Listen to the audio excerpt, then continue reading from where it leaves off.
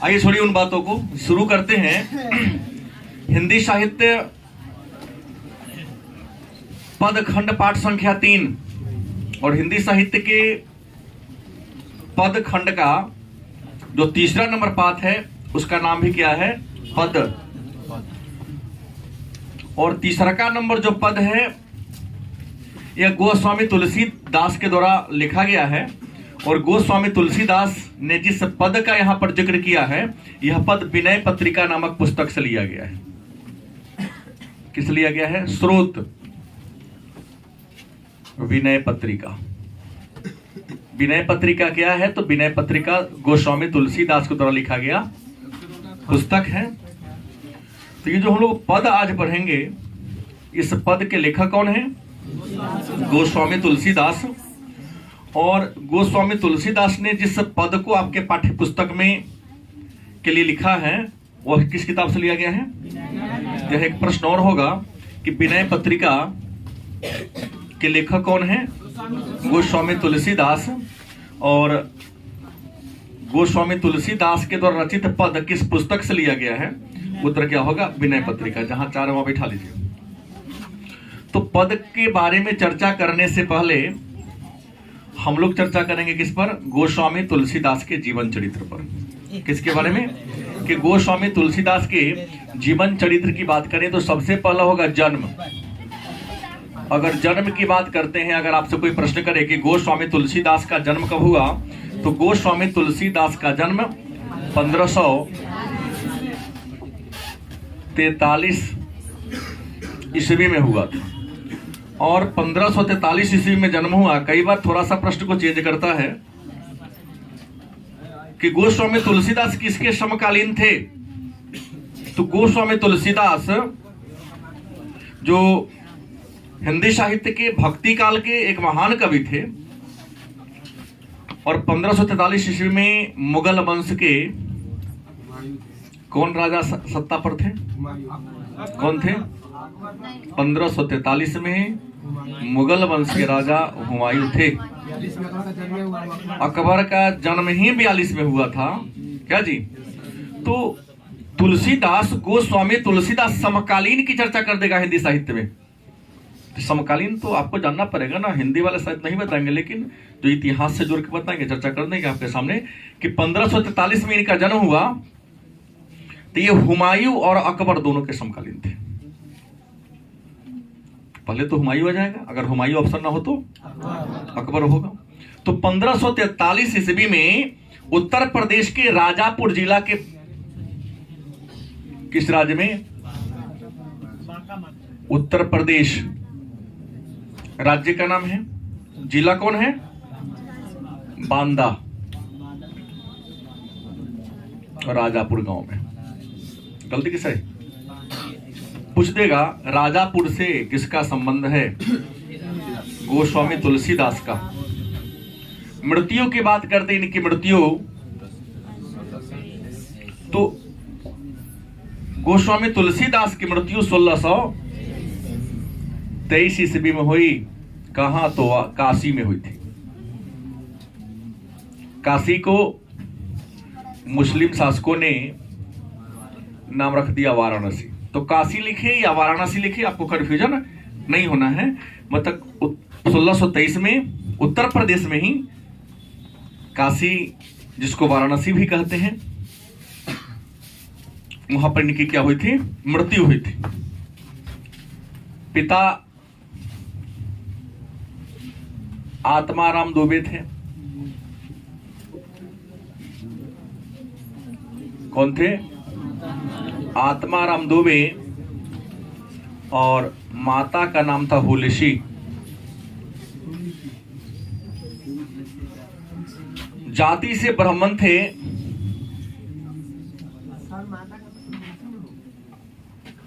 हुलसी तो लिखा हूं, हुलसी नहीं लिखा हूं क्या? हुलसी।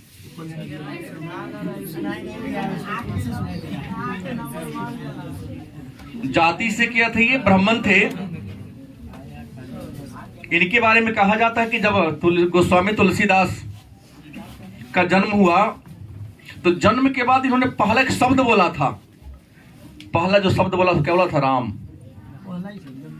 जन्म के साथ ही इन्होंने जो पहला शब्द बोला था उसका नाम क्या था? राम इन्होंने कहा था, इसलिए इनके बचपन का नाम रख दिया गया राम बोला।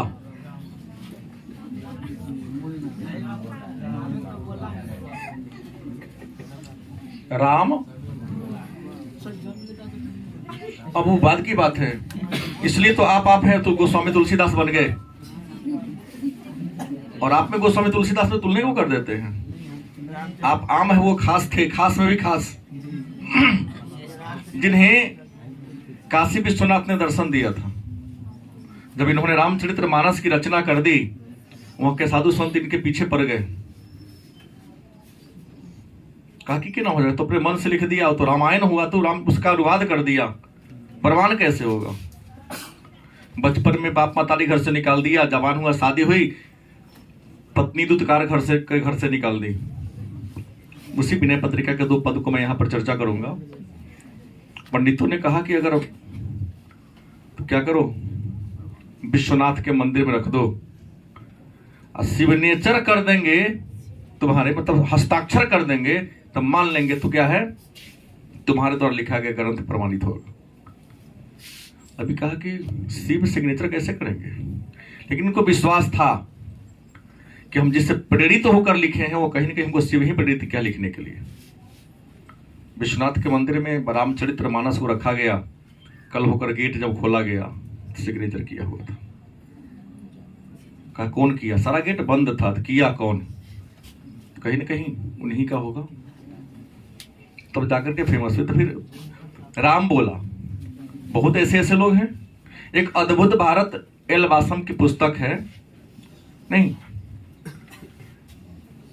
गोस्वामी तुलसीदास ने ही एक रामायण में एक पद लिखा है कि सॉरी रामचरितमानस में, जे जह जतन जहां तक पाई, तुम्हारी जहां तक पहुंचोगी वहीं तक ना जानोगे। एलवासम लिखते हैं कि गौतम बुद्ध जन्म लिए, जन्म लेते ही खड़ा हो गए, 7 कदम चले पीछे मुड़े, ऐसा होगा।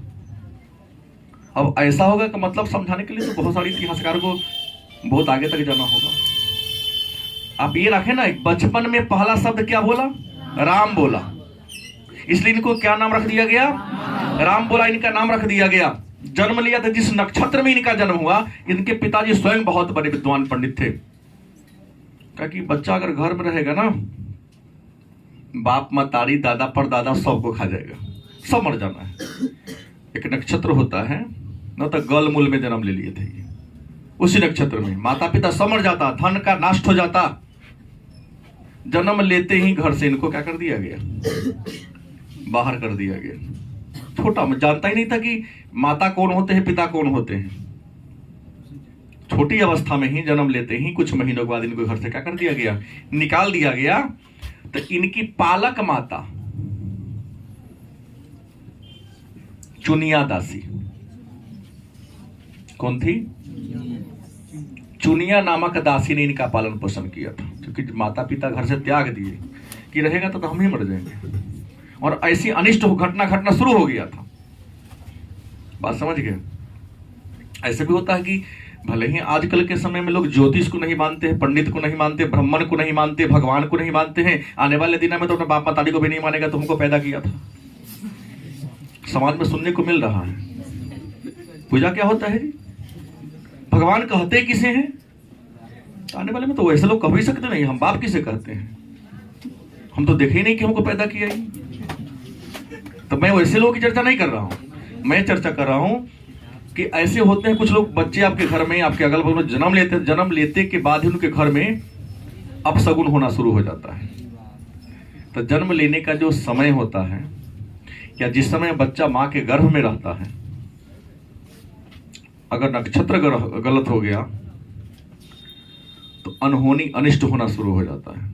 जैसा कि हमने पढ़ा है पुस्तक में, नहीं मानने के लिए बात नहीं करता हूं, मानते हैं तो हम दूध जाकर चढ़ाते हैं शिवालय में, नियमित जाता हूं। नहीं मानने के लिए कहते, कई लोग देखते हैं सर जी लोटा लेके क्यों जाते हैं, हमको संतुष्टि मिलती, मैं जाता हूं, तुमको नहीं मिलती है तो बहु आओ। गलत कि सही? ये तो अपने अपने मानने की बात है। तो पालक माता कौन थी? चुनिया दासी। अब चुनिया दासी देखिए, हम लाए तो हमरो जीवन में कुछ घटना थोड़ा बड़ा हुआ। चुनिया दासी ने कहा भाई मुक्त कर दो हमें तुम। वहां से निकले, घर से निकले, वहां से निकल गए, कहीं दूसरे चले गए। इन्होंने शिक्षा प्राप्त किया था, शिक्षा गुरु। चुनिया दास से भी कहा कि तुम जाओ किसी आश्रम में जाकर रह लो जहां तुम्हारा परवरिश हो जाएगा। तो इन्होंने जिनके आश्रम में जाकर रहा, शिक्षा प्राप्त किया, कि काशी चले गए, जिनका नाम था शेष सनातन। क्या नाम था? चुनिया दासी के बाद छोड़ने के बाद कहां चले गए? काशी। और काशी में जिस गुरु के आश्रम में इन्होंने शिक्षा प्राप्त किया, उनका नाम क्या था? शेष सनातन। लेकिन दीक्षा गुरु जिन्होंने सबसे पहले इनको न था पेंसिल पकड़ाना, उनका नाम नरहरि दास। नरहरि और नरहरि दास कहां रहते? सुकर खेत में रहते थे, जगह का नाम है। मतलब सुकर खेत से इन्होंने शिक्षा को प्राप्त शुरू कर दिया था अपना। किससे? नरहरि दास। उन्होंने ही भले दिया, प्रेरणा दिया। पढ़ो, नॉलेज इज पावर। अगर तुम्हारे पास नॉलेज होगा ना, जिसने तुम्हारा बहिष्कार किया है, जिसने तुमको त्यागा है, वही स्वीकार करने के लिए क्या हो जाएगा? बाध्य हो जाएगा। गलत सही? आज तुम जिसके पीछे पीछे घूम रहे हो और वह तुम्हें स्वीकार करने को तैयार नहीं है, इसके पीछे तुम्हारे अंदर कुछ भी काबिलियत नहीं है। इंसान जब काबिल हो जाता है ना, तो काबिल हो जाने के बाद इंसान की कमी को इग्नोर कर दिया जाता है, त्याग दिया जाता है, और उसके काबिलियत के अनुसार, हम तो कहते हैं बार बार, थोड़ा अटपटा शब्द बोल देता हूं, ग्रामीण क्षेत्र में बोला ही जाता है कि बना हुआ है, अच्छे हैं, तो उसका सब साला बनने को तैयार होता है, बिगड़ गए तो कोई बहनोई भी नहीं बनेगा। ना बुझे बात? अब सब मेरे अच्छा बन जाओ ना, तुम्हारे सब रिश्ता जोड़ना शुरू कर देगा। अरे ये तो मेरे साथ पढ़ता था, ये हमारा दोस्त था, अरे हम लोग खूब बचपन में खेले हैं, बिगड़ गए तो नहीं, हमको इससे कोई रिश्ता नहीं है। होता है ऐसा? हाँ, सही बात है। इससे पहले सारा बात गलती बोला हूं। तो इस दीक्षा गुरु कौन थे? नरहरि दास थे। काशी में इन्होंने 15 वर्षों तक निवास किया। काशी में क्या किया? 15 वर्ष तक निवास किया था। क्या करने के लिए? शिक्षा प्राप्त करने के लिए। क्या जी? सुकर खेत में शिक्षा शुरू किया। शिक्षा उसके बाद कहां चल गए? शेष सनातन के पास। उनका आश्रम कहां था? काशी में। और शेष सनातन के आश्रम में, मतलब काशी में कितना वर्ष रहे? 15 वर्ष रहे। और 15 वर्ष रहकर इन्होंने शिक्षा को प्राप्त किया। और जीवन की प्रारंभ की बात करते हैं। जीवन की प्रारंभ माने शुरुआत इन्होंने किया था व्यास बनकर, मतलब कथावाचक। सब तो घर से निकालिए दिया था। आज देखना है बड़े बड़े संत हैं जो आस्था चैनल पर, विश्व संत आसाराम बाबू, नहीं बहुत संत हैं, सबका नाम तो नहीं कर सकता हूं, लेकिन टेलीविजन पर जो जितने बड़े हैं, टेलीविजन पर कथा कहते हैं, कोई राम कथा कहते हैं, कोई भागवत कहते हैं, अलग अलग धर्म ग्रंथों को की अच्छी अच्छी बातों को लोगों को सुनाते हैं, वही जो दक्षिणा देते हैं उसी से अपना परवरिश करते हैं। गलत सही? तो गोस्वामी तुलसीदास ने भी, इनका उपनाम मैं भूल गया लिखना, उपनाम क्या? गोस्वामी। तो इन्होंने कथावाचक व्यास बन गए, राम के चरित्र का गुणगान करते थे बैठकर। आज जिसको आना जाना हुआ, कुछ रुपया दे दी, उसी से अपना जीवन यापन करते चलाते थे। कथावाचक से इनको आमदनी ज्यादा होने लगी। तो एक विद्वान थे, नाम था दीन बंधु पाठक। क्या नाम था? देखा कि लड़का का मासूत है, ये है, क्या दिक्कत है, ब्याह करा देते हैं। तो दीन बंधु पाठक इनके क्या बने? ससुर। और इनकी पत्नी जो थी रत्नावली।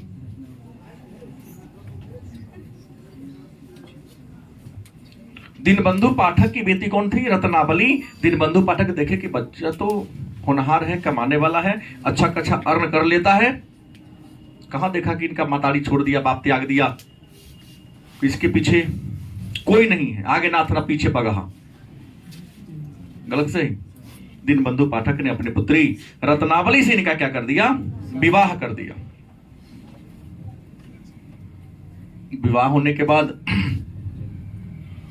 आप लोगों में से बहुत ऐसे लोग हैं जो जीवन का अंतिम लक्ष्य बना लिए हैं, अगर हो जाए कि कल शादी होगी तो पढ़ाई लिखाई छोड़ के चल जाएगा घरे। जीवन का लक्ष्य तो पूरा हो गया, पढ़ के क्या करेंगे। लगता है कि गोस्वामी तुलसीदास का तो ऐसा ही हुआ, शादी हुई, लगा कि जीवन का लक्ष्य हमने पूरा कर लिया,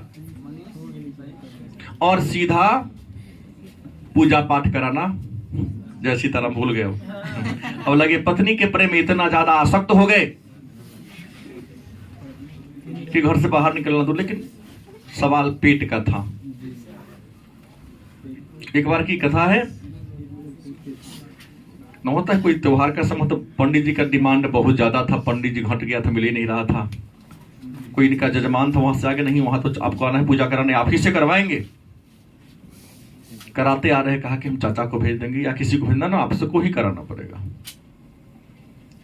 गांव से आगे काशी जाके वहां पूजा पाठ कराया 2-4 दिन, जो भी करना था। अब जब घर लौटे, कामा उमा के देखे तो घर में ताला लगा हुआ है, कोई है नहीं। अगल बगल से पूछा, रत्नावली कहाँ है? अरे तुम्हारे ससुर दीनबंधु जी आए थे, लेके चले गए। भादों का महीना, जबरदस्त मूसलाधार बारिश हो रहा था, नदी में पानी उफान रही थी। उसने क्या किया, झोला मोला पटका घर में, बगल में ही था, यमुना उस पार ससुराल था, यमुना इस पार इनका घर था। चल दिए रात में, निकले, कहां पहुंचे, ससुराल पहुंच गए। कहा कि नदी पर था। कुछ साहित्यकार तो लिखते हैं कि नदी पहुंचे तो तैरेंगे, उस समय तो पुल था नहीं। रात में कौन तो नाव के, तुलसीदास आने वाले नाव रखते हैं, उनको पार करा देंगे, उनको ससुराल जाना पड़ेगा। एक लाश आ रहा था, समझो कि लकड़ी है, उसको पकड़ के पार कर गए। घर पे गए तो घर का गेट सब बंद था, थमिनिया सांपों की रस्सी लटका हुआ था। इनको लगा कि पत्नी को शायद पता था, इसलिए शायद साड़ी लटका दी है कि ऊपर से आ जाना। सांप के माध्यम से क्या हो गए, ऊपर चढ़ गए। जिस घर में इनको मिला था, ससुराल में बेटी को एक घर मिलता है कि तुम जब भी आना इसी घर में रहना, उस घर में पहुंचे, गेट खटखटाए। रत्नावली जैसे ही देखी, उसका चेहरा अचंभित हो गया। 12 रात बज रहा है, तुम इस समय आ गए। रत्नावली भी पढ़ी लिखी, एक विद्वान की बेटी थी ना। उसने कहा, अस्थि चर्ममय देहमया तासो ऐसी प्रीति, नेहु तो होती राम से तो काहे भव भीति। मतलब कहता अस्थि चमड़ा के हमर देह है, हार मांस का देह, इतना प्रेम तू हमसे करते हो, अगर इतना ही प्रेम परमात्मा से कर लेते, तुम भवसागर को पार कर जाते। रात में आने की जरूरत क्या थी। गोस्वामी तुलसीदास के मन में लगा कि हम ये नहीं पूछी कि आप कैसे आए हैं, भीग तो गए हैं, कहीं तबीयत तो खराब नहीं है, कीड़ा मकोड़ा काट तो नहीं लिया, या क्या हुआ जो अचानक रात्रि को आ गए। ये नहीं पूछी, सीधा उसने कहा कि अस्थि चमड़ा का हमारा बॉडी है, शरीर है, जितना प्रेम तुम हमसे करते हो, इतना ही प्रेम यदि परमात्मा से करोगे, तुम भवसागर को क्या हो जाओगे, तुम्हारा मोक्ष हो जाएगा, तुमको मुक्ति मिल जाएगी। उसी समय राम बोला, वहां से क्या हो गए, मतलब तुलसीदास ससुराल को क्या कर दिए, छोड़ दिए, और भागते भागते कहां पहुंच गए, चित्रकूट।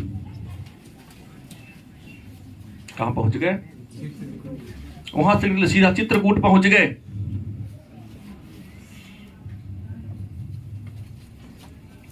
वहां गए तो जाने क्रम में कहा कि हनुमान जी का मंदिर है, राम जी का सबसे प्रिय कौन है, हनुमान जी है। बड़ी आराधना की हनुमान जी का। इस क्रम में इनके शरीर में बहुत प्रकार का रोग भी हो गया था। रोग दूर कैसे होगा, तो कहा कि कुछ लिखो। तो ये जो है ना, पढ़ते आप लोग, हनुमान ज्ञान गुण सागर, तुलसीदास ने लिखा है। और कहा कुछ और लिखो। तो हनुमान बाहु के एक मंत्र है, मिलेगा। किसी भी प्रकार का रोग हो, कष्ट हो, अगर हनुमान बाहु का पाठ कर लेते आप हो, तो सभी प्रकार की कष्टों से आपको क्या मिलेगी, रोग से आपको छुटकारा मिलेगी। तो हनुमान तुलसीदास को रोग पकड़ लिया, हाथ उठता ही नहीं था, चलने फिरने में दिक्कत थी। तो हनुमान बाहु की रचना कर दिया। इसे हनुमान जी बड़ी प्रसन्न हुए और कहा कि उनको स्वप्न हुआ कि आपको श्री राम के दर्शन होंगे। कहां जाइए? चित्रकूट। चित्रकूट चल गए, जहां से गोदावरी मंदाकिनी उत्पन्न होती है, वहां गया। गुप्त गोदावरी है, उसके गुफा के अंदर से निकलती है, आधा तक गए, वहां से लौट है, लोग उसमें जाता है दर्शन करने। वहीं घाट पर बैठ गए, और वहां कमाने का जरिया क्या था? तो ये चंदन रगड़ते थे। आज भी मठ मंदिर में होता क्या है, लोग टीका लगाएंगे, दक्षिणा मांगेंगे। तो ये भी क्या करते थे? कथा कहते थे। अब बाकी समय में पत्थर पर चंदन घिसते थे, और जो भी आते थे उनको टीका लगा के उससे क्या लेते थे? पैसा लेते थे। 1607 की कहानी है। कब की कहानी है? 1607 मौनी अमावस्या का दिन था।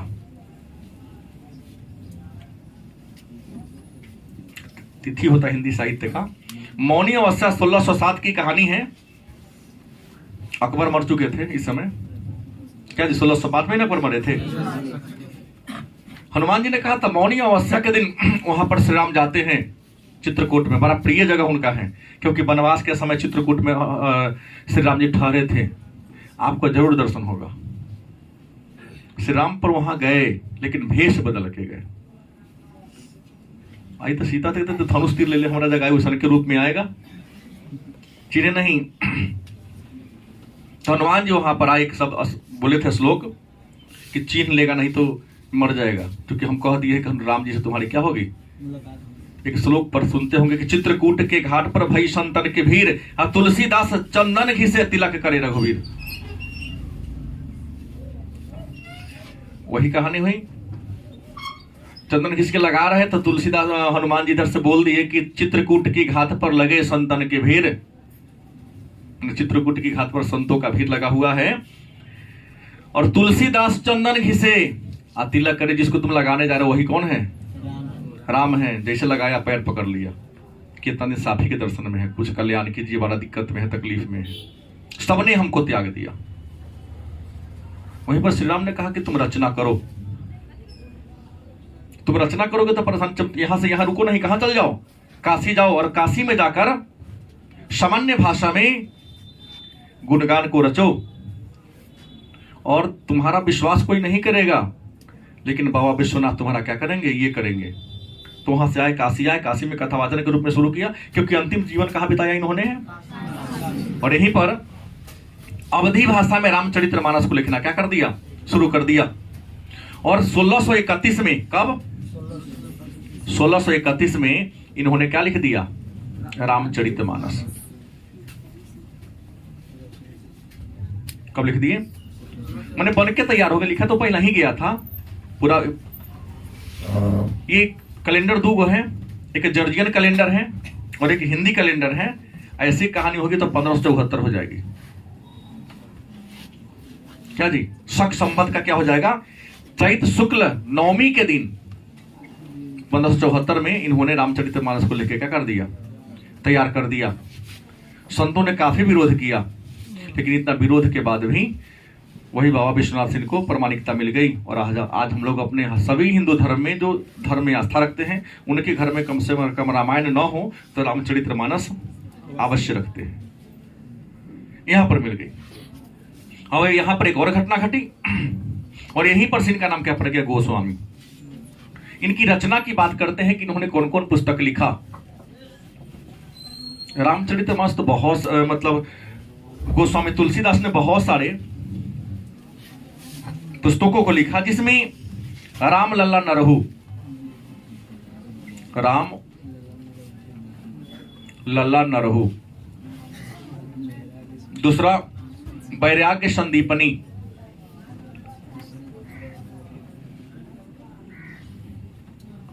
कौन था? वैराग्य संदीपनी। उसके बाद कौन है? बरवै रामायण।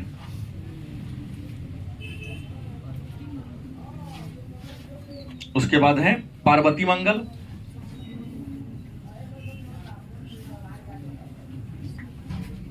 उसके बाद जानकी मंगल।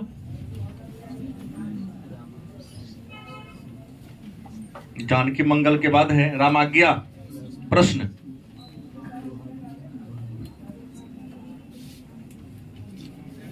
उसके बाद है दोहावली। कवितावली,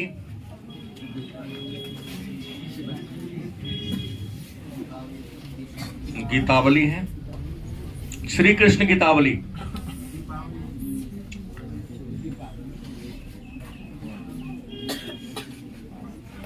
उसके बाद है रामचरितमानस,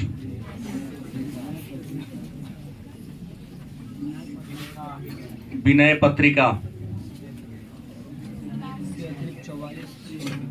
नहीं, हनुमान बाहुक,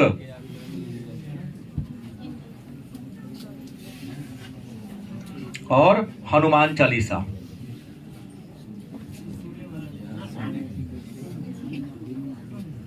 आधा लोग हनुमान चालीसा पढ़े जानवे नहीं करता कौन लिखा है इसमें, क्योंकि लेखक का नाम ही नहीं दिया है।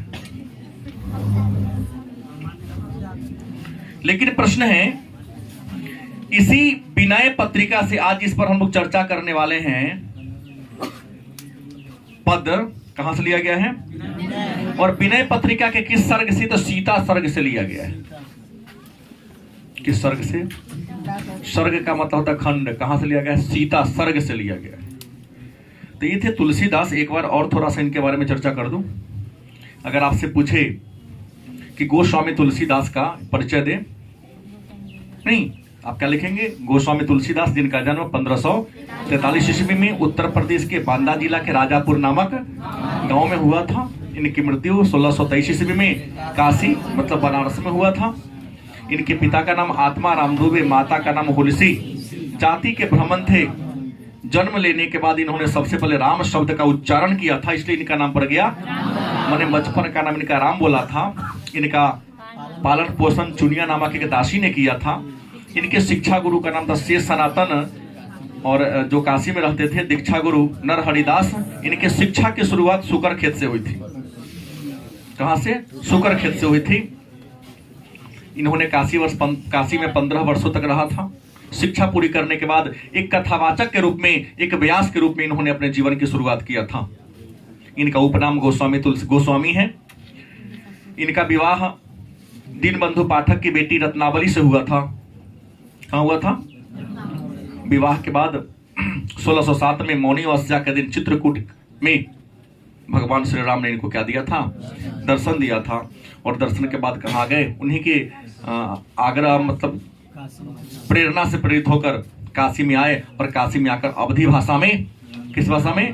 रामचरितमानस जैसे ग्रंथ की रचना किया। वह ग्रंथ 1574 में बनकर तैयार हुआ। और जर्जियन कैलेंडर के अनुसार क्या होगा? 1631। हिंदी वाला में क्या होगा? 1574 में बनकर तैयार हो गए। इनके द्वारा लिखा गया प्रमुख रचना है रामलला नरहु, वैराग्य संदीपनी, वरवै रामायण, पार्वती मंगल, जानकी मंगल, रामाज्ञा प्रश्न, दोहावली, कवितावली, गीतावली, श्री कृष्ण गीतावली, रामचरितमानस, विनय पत्रिका, हनुमान बाहुक और हनुमान चालीसा। और भी कई है, लेकिन हमने ये प्रमुख के बारे में चर्चा आपके सामने किया है। इसमें आज जो हम लोग पढ़ेंगे पद, क्या पढ़ेंगे? जिस पद के बारे में आज हम लोग चर्चा करेंगे, जो 12वीं के हिंदी साहित्य में चर्चा है, वह विनय पत्रिका से लिया गया है। कहां से लिया गया है? विनय पत्रिका से। और इसके लेखक विनय पत्रिका के किस सर्ग से लिया गया है? तो सीता सर्ग से इसको क्या किया गया है? लिया गया है। तो आइए इसी पर आज हम लोग क्या करें? चर्चा करेंगे। पुस्तक दीजिएगा। थोड़ा सा अवधी भाषा है। कौन भाषा है? अवधी भाषा थोड़ा सा पेचीदा होगा। लिखा है कबहू का अम्ब अवसर पाई। देखेंगे पुस्तक में लिखा होगा कबहू का अम्ब अवसर पाई, मेरियो सुधि धायबी कछु करुण कथा चलाई। दीन सब अंगहीन छीन मलिन अब अघी अघाई, नाम लय उदर भरे, नाम लय भरे उदर एक प्रभु दासी दास कहाई। बुझे हैं सो है कौन कही भी नाम दशा जनाई, सुनत राम कृपाल के मेरी बिगड़ियो बनी जाई। जान की जग जननी जग जन की किए बचन सहाई, तरे तुलसीदास भावतव नाथ गुणगन गाई। ये जो पद है, यह गोस्वामी तुलसीदास के द्वारा रचित विनय पत्रिका के सीता सर्ग से लिया गया है। इस पद में गोस्वामी तुलसीदास ने अपने जीवन की कठिनाइयों को, अपने दुख दर्द भरी कहानी को माता सीता के माध्यम से प्रभु श्री राम के चरणों में समर्पित करना चाहते हैं। लिखते हैं, कबहू का अम्ब अवसर पाई। अम्ब शब्द का प्रयोग यहां जगत जननी जानकी सीता के लिए किया गया है। गोस्वामी तुलसीदास कहते हैं, देखते हैं कि अपने से तुम हार गए, सबसे बढ़िया होगा कि माता सीता के माध्यम से ही अपने दुख दर्द भरी कहानी को प्रभु श्री राम के चरणों तक पहुंचा दे। हमारी बात को काट सकते हैं, बड़े संत के बात को काट सकते हैं, लेकिन कोई इंसान अपनी भार्या मतलब पत्नी के बात को क्या करता है? बड़ा सुंदर कुल्लू पकड़ लिए, माताजी को पुल्हा के रखेंगे तो पिताजी तो सब काम करिए देंगे। इन्होंने इसी का सहारा लिया, क्यों न माता के माध्यम से प्रभु के हृदय में पहुंचा जाए। क्या लिखे? कबहू का अब अवसर पाई कि हे माता जानकी, कभी अवसर पाकर। ये नहीं कि हमको कह दे दाई जाके कह दो, हमसे विनती कर, बात याद रखना। लेकिन जब तुमको मौका मिले, रिक्वेस्ट नहीं कि आज भला आज का कह दीजिएगा। एक तो मेरे माध्यम से कहवाना चाहते हो, हमारा मन होगा तभी ना कहेंगे। इन्होंने कहा, कबहू का अम्ब अवसर पाई कि हे जगत जाननी माता, कभी आपको मौका मिले, कभी आपको क्या मिले? अवसर मिले। मेरी जो सुधी धाई भी कछु करुण कथा चलाई। हमारे बारे में नहीं, हमारे दुख दर्द की कहानी को प्रभु श्री राम के चरणों में उनके सामने क्या करा? रखना। दीन सब अंगहीन छीन मलिन अधिअघाई। हमारे दीनता की, हमारी दरिद्रता की, हमारे दुख की, हमारे रोग की, हमारे जीवन की सारी कमियों को उनके सामने कहना। नाम नहीं लेना, मतलब कमी को सुनाना। नाम लय उदर भरे एक प्रभु दासी दास कहा। उनको कहना कि आपका एक भक्त है, आपके दासी का भी दास है वो, और आप ही के नाम को लेकर क्या करता है? उदर माने पेट होता है, आपका अपना पेट क्या कर रहा है? भर रहा है। बुझिए सो कौन है, कहीं भी नाम दशा सुनाई। अगर इतना मेरे दुख दर्द की कहानी कह देना बिना नाम लिए, और तब पूछेंगे कौन है जिसके बारे में आप कह रहे हैं, तब हमारा नाम कहना। तब पहले नाम कह देंगे, तब मिलने का मन होगा तो ये छोड़ देना। क्या लिखा? बुझी है सो कौन है, कहीं भी नाम दशा जनाई। यदि तब आपसे पूछेंगे कौन है जिनके बारे में आप इतना गुणगान कर रहे हैं, तब कहना मेरे नाम को। सुनत राम कृपाल के मेरी बिगिरियो बनी जाई। जैसे ही श्री राम हमारे नाम को सुन लेंगे तो उनका दिमाग, उनका मन न चाह के भी मेरी ओर क्या होगा? आज जैसे उनका मेरे तरफ कनेक्शन बढ़ेगा तो हमारी सारी बाधाएं, हमारे सारे कष्ट दूर हो जाएंगे और हमारी सारी बिगड़ी क्या हो जाएगी? जानकी जग जननी जनकीय वचन सहाई। तो हे जानकी, हे जगत जानकी माता, नहीं, सृष्टि को पालन करने वाली, तरे तुलसीदास भवतम नाथ गुणगन गाई।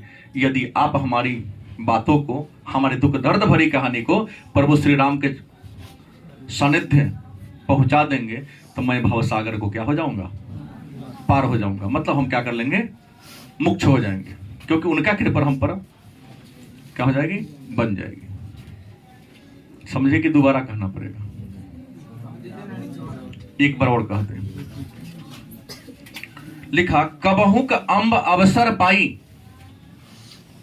गोस्वामी तुलसीदास कहते हैं कि हे माता अम्बे, और अम्बे शब्द का प्रयोग यहां सीता के लिए किया गया। सीता कौन है? श्री राम की भार्या, पत्नी है। एक प्रश्न आता है कि तुलसीदास अपने दुख दर्द की कहानी सीधा श्री राम से क्यों नहीं कहते, सीता के माध्यम से क्यों कहवाते हैं? इसलिए क्योंकि मैंने कहा कि इनके बात को टाल सकते थे, देर कर सकते थे, लेकिन माता सीता के माध्यम से जाएंगे, देर नहीं होगी, तुरंत जजमेंट होगा। नहीं, हाँ, कबहू का अम्ब अवसर पाई कि हे जगत जाननी माता अम्बे माता, कभी अवसर पाके मेरी और सुधी धाई भी करछू करुण कथा चलाई। हमारी सुधी के बारे में, हमारे करुण कहानी के बारे में, हमारे दुख दर्द की कहानी के बारे में कथा को चलाना। किसके सामने? मैंने तुलसीदास अपने करुण कहानी किसके पास पहुंचाना चाहते थे? श्री राम के पास। किसके माध्यम से? सीता के माध्यम से। दीन सब अंगहीन छीन मलिन आघी अघाई, कि हम बहुत गरीब हैं, दरिद्र हैं, विप्र हैं, मेरे पास कोई नहीं है, नहीं, नाना प्रकार के दुख चारों ओर सबको घेरे हुआ है। नाम लय भरे उदर एक प्रभु दासी दास कहाई, और उनको ये भी कहना कि आप ही के नाम लेकर, आपके नाम को जप कर, आपका गुणगान करके अपना पेट भरता है। और है कौन? तो आपके दासी का दास है। नाम नहीं कहना, क्या कहना है? आपके दासी का, माने आपके नौकर जो है, नौकरों नौकर है वो। बूझे हैं सो कौन है, कहीं भी नाम दशा जनाई। अगर वो पूछेंगे कि वह कौन है जिसके बारे में आप चर्चा कर रहे हैं, तब कहना तुलसीदास। सुनत राम कृपाल के मेरी बिगड़ियो बनी जाई। जैसे ही राम जो तो कृपालु हैं, दया निधान है, नहीं, तो जैसे हमारे नाम को सुनेंगे तो हमारा सारा बिगड़ा हुआ काम क्या हो जाएगा? बन जाएगा। जानकी जग जननी जनकी किए बचन सहाई। हे जगत जाननी जानकी माता, नहीं, जगत का पालन करने वाली, पूरे जगत की माता, यदि आप हमारे बात को श्री राम प्रभु के चरणों तक करेंगे, हमारा क्या हो जाएगा? कल्याण हो जाएगा, उद्धार हो जाएगा। तरह तुलसीदास भव तब नाथ गुण गन गाई। और हम प्रभु श्री राम के गुणगान करते हुए भवसागर को क्या कर जाएंगे? पार कर जाएंगे। टॉपिक भारी नहीं है, निर्भर इस पर करता है कि आपने सुना बॉडी से या ब्रेन से। ब्रेन से सुनेगा तो यहां होगा, अब बॉडी से सुनेगा तो ब्रेन रोड पर होगा। क्या ब्रेन? बॉडी यहां होगा।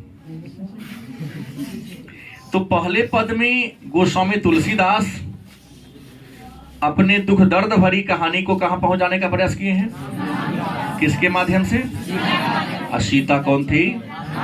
राम की भार्या माने पत्नी थी। दूसरा पद है, दो ही पद है ही, द्वार हौ भोर ही को आजू। अच्छा, एक बात विशेष में कहना भूल गया, अगर इसमें से कोई पूछ दे कबहू का अम्ब अवसर पाई, पूछा गया प्रश्न है, पहला पूछता है, पूछा गया कबहू का अम्ब अवसर पाई। अगर इसका हो तो हमने अर्थ तो बता दिया, लेकिन लिखने से पहले पिछले दोहा की भांति लिखना पड़ेगा। प्रस्तुत पद हमारे हिंदी साहित्य के पाठ्य पुस्तक के पद खंड के पद शीर्षक पाठ से लिया गया है, जिसके लेखक गोस्वामी तुलसी। इतना लिखेंगे तब अच्छा लगेगा, क्योंकि बार बार बोलता हूं, बिकता वही है जो दिखता है। नहीं, लिखता तो सब है, लेकिन सजा के लिखेंगे तो नंबर नहीं। अंग्रेजी में हमने पढ़ा है, दो चार लाइन अंग्रेजी है करता, first impression is last impression. पहला इंप्रेशन, पहले का प्रश्न ही सुंदर आपने लिख दिया, सजा के लिख दिया, दो चार पन्ना, तो बाद वाला गड़बड़ भी होगा ना, जाएगा, बढ़िया जाएगा। एक लंबे अनुभव की बात बता रहा हूं। नेक्स्ट पद है, द्वार हौ भोर ही को आजू। गोस्वामी तुलसीदास कहते हैं कि हे प्रभु, आपके द्वार पर भोरे से बैठल हमें, द्वार हौ भोर ही को आजू। आज भोर से ही, सुबह से ही आपके द्वार पर, आपके गेट पर हम रटत रहिहा आरी और न कौर ही तो काजू। आप बैठ कर रट रहे हैं, आपके नाम का गुणगान कर रहे हैं। कहीं गेट खुले तो आपका नजर हम पर क्या हो जाए? मॉर्निंग वॉक में निकलिएगा तो देखिएगा तो पूछेगा ना कौन है। अरे अपने नहीं पूछेगा तो कोई नौकरों चाकर से तो पूछवाइएगा, बहुत दास नौकर चाकर आपके पास है। कली कराल दुकाल दारुण सब कुंभाती को साजू। और क्या दुर्दशा है कि आपका नाम तो ले रहे हैं, लेकिन दुनिया में जितना दुख दर्द है, नहीं, डाकनी साकनी सब हमारे ऊपर भिड़ल है। याद रखेंगे, सही बात है। समाज में आप लोग देखने को मिला तो हो गए 16-17 साल के आप लोग, सद्धर्म के रास्ते पर चलने वाले को, सच्चाई के रास्ते पर चलने वाले को बड़ा तकलीफ होता है। हमने एक संस्कृत में श्लोक पढ़ा, यथा चतुर्भी कनक परीक्षते निर्गछेदन तापदारणै तथा पुरुष परीक्षते शिलेन गुणेन धर्मेन कर्मेण। देखो, परीक्षा अच्छे लोगों के लिए जाती है। सोना अच्छा धातु है, कीमती धातु है। सोनार के यहाँ बेचने जाओगे तो चेक करेगा नीमन है कि अंदर लोहा तो नहीं है। घिसेगा, पीटेगा, जलाएगा, छेद करेगा। अब जानिए कि लोहा कवारा है तो क्या चेक करेगा, 20 रुपये किलो, जाओ कवारा वाला आएगा, लोहा बेचने दो 20 रुपया। लेकिन सोनार उसी सोनार से खरीदे हो, सोना उसी के पास दोबारा बेचने जाओ तो कई बार टेस्ट करेगा। तो परीक्षा हमेशा अच्छे लोगों के लिए जाती है। कहा कि वो तो धर्म कर बड़ा दुख हो, नहीं हमको बाद में सुख होने वाला है। गलत सही? तू तो धर्म के रास्ते पर चल, तुमको तकलीफ क्या होगी? तुमको बाद में तकलीफ होगा, इसलिए कि जो गलती करोगे ना तो परमात्मा तुमको उठाएंगे कमर पर, कंधा पर, माथा पर बैठाएंगे, खूब तरक्की कर लोगे। माथा से ऊपर तो कुछ नहीं, तो सीधा पटक देंगे। और करोगे तो क्या होगा? घरा में जितना पानी रखाने लायक हो उतना तो रखाएगा, और धरते जाओगे तो क्या होगा? गिरेगा ना। हम यहां से गिरे तो गोरा टूटेगा, ऐसे वैसे कुछ होगा। परमात्मा अगर पटक देंगे तो दुनिया से ही जल जाओगे।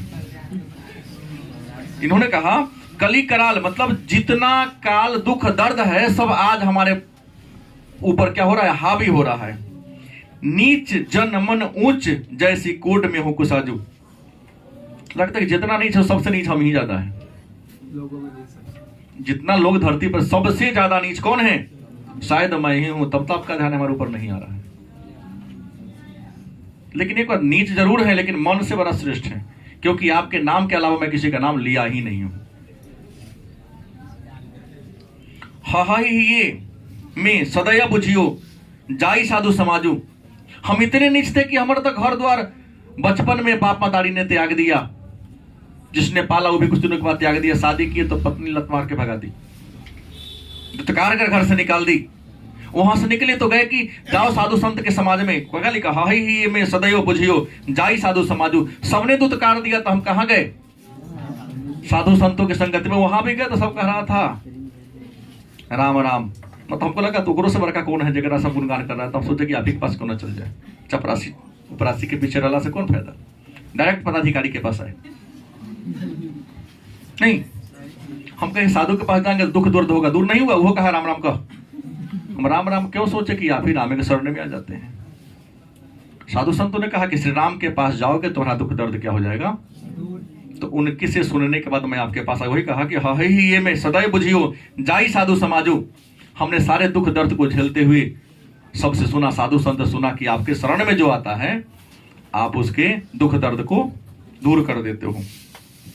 मोहू से कहूं कतहू कोई, तीन कहियो कौशल राजू। अगर हमसे कुछ गलती हो गई हो, या जो कहना है कौशल राज, तो कौशल नरेश कहे थे, राजा दशरथ के पुत्र थे, कुछ है तो कह दीजिए हमको। दीनता दरिद्र दलय को, कृपा बारिधि बाजू। क्योंकि दीन को माने गरीब होता है, दरिद्र पर आप अपनी कृपा बरसाइए। ना बरसाइएगा तो नाम लेते लेते क्या हो जाएंगे? हम मर जाएंगे। दानी दशरथ राय केतु, बनैयत सिर ताजू। तुम तो महादानी।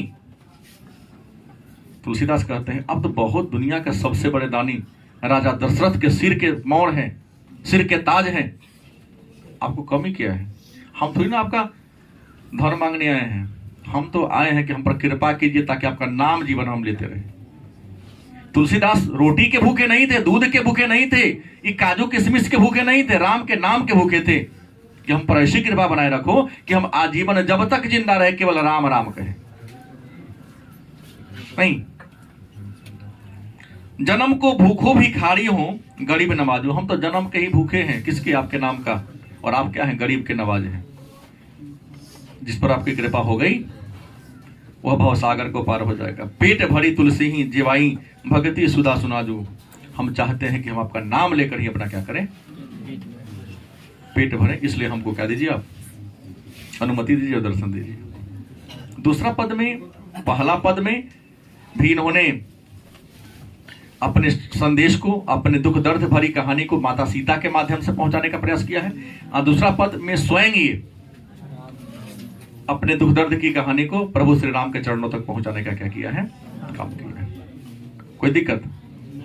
तो इसको एक बार आप लोग घर पे जाके भी स्वाध्याय करेंगे तो निश्चित तौर में इसमें जो भी प्रश्न है ना आसानी से बन जाएगा। जैसे कि देखिए लिखा है पद के साथ, कबहू का अम्ब अवसर पाई। यहाँ अम्ब संबोधन किसके लिए आया है? तो कबहू अम्ब अवसर पाई में उन्होंने कहा कि अम्ब शब्द का प्रयोग गोस्वामी तुलसीदास ने सीता के लिए किया है। दूसरा, प्रथम पद में तुलसी ने अपना परिचय किस प्रकार दिया है, लिखिए। तो प्रथम पद में गोस्वामी तुलसीदास ने अपना परिचय एक दासी के दास के रूप में दिया है, एक महादरिद्र के रूप में दिया है, सभी प्रकार के विकारों से पीड़ित व्यक्ति के रूप में अपना दिया है। देखिए, अगर ईमानदारी से पढ़े हैं तो किसी के हेल्प की जरूरत आपको नहीं है, आप स्वयं इसका अर्थ लिख सकते हो। नहीं अगर सुने हैं तो आपसे क्या होगा, उत्तर नहीं लिखाएगा। तो एक बार देखो, जीवन में अच्छा करना है ना तो स्वयं करके सीखो। नहीं सीख कर करोगे तो जल्दी होगा तो सही बात है, लेकिन वो ज्ञान अस्थाई। लेकिन करके यदि आप सीखते हैं तो सीखने में त्रुटि होगी, लेकिन त्रुटि करते करते यदि आप अच्छा करने लगते हो ना तो वह तुम्हारा क्या होता है, अस्थाई हो जाता है। सीख के करने से बेटर है करके सीखना। डूइंग एंड लर्निंग, टीचर लोगों को ट्रेनिंग में सिखाया जाता है कि करके सीखो।